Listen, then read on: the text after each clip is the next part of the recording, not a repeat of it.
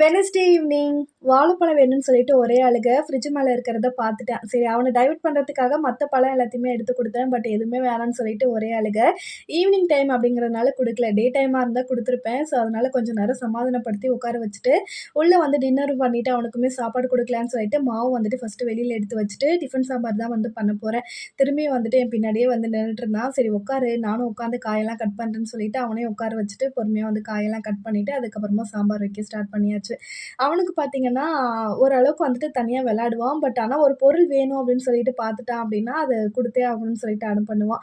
அதனால ஓரளவுக்கு அவன அப்படி இப்படி டைவர்ட் பண்றதுக்கு பார்ப்பேன். அவன் கூட நெறைய டைம் ஸ்பெண்ட் பண்ணோம் அப்படின்னா, அவன் வந்துட்டு அத மறந்துருவான்.